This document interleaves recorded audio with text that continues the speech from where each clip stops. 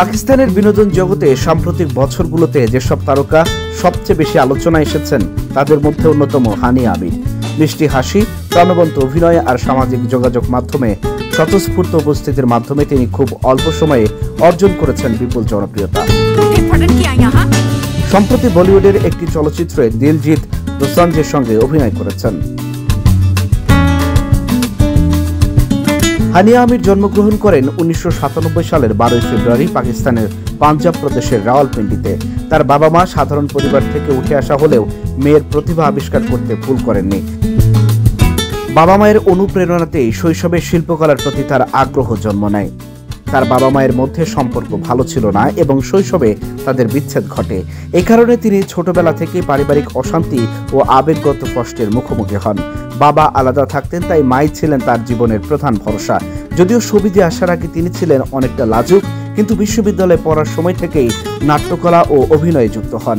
নিজের শৈশব নিয়ে হানিয়া আমির বলেন, আমার কঠিন শৈশবই আমাকে সবসময় হাসি খুশি থাকতে শিখিয়েছে।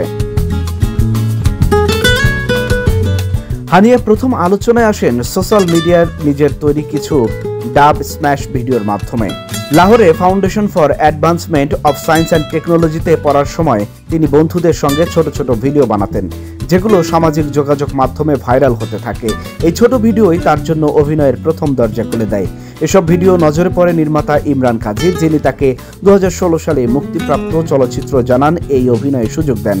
ছবিতে তার প্রাণবন্ত অভিনয় ও স্বতঃস্ফূর্ত উপস্থিতি দর্শকদের মন জয় করে নেয়। এরপর থেকেই টেলিভিশন, নাটক ও বিজ্ঞাপন চিত্রে নিয়মিত হয়ে ওঠেন তিনি।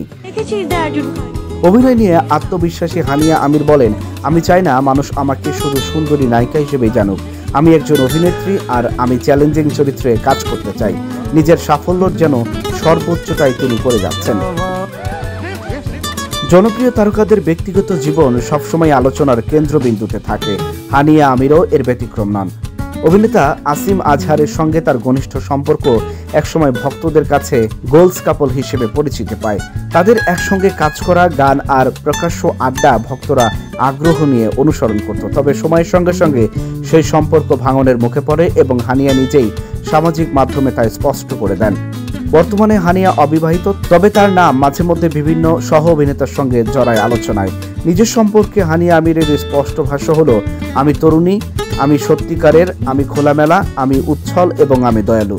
আমি বেড়ে উঠছি, তাই ভুল করব, বদলাবো, খারাপ সিদ্ধান্ত নেব, আবার ভালোও নেব, কিন্তু আমি মানুষ হওয়ার জন্য কখনো ক্ষমা চাইব না।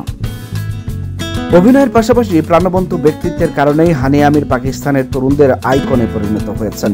শৈশব থেকে পরিশ্রম ও প্রতিভার জোরে তিনি গড়ে তুলেছেন নিজের জায়গা। প্রেমের সম্পর্ক, বিতর্ক কিংবা সমালোচনা এসবের বাইরে দাঁড়িয়ে হানিয়া আসলে আধুনিক পাকিস্তানি তরুণীর এক প্রতীক, যিনি নিজের মতো করে জীবনকে উপভোগ করতে জানেন।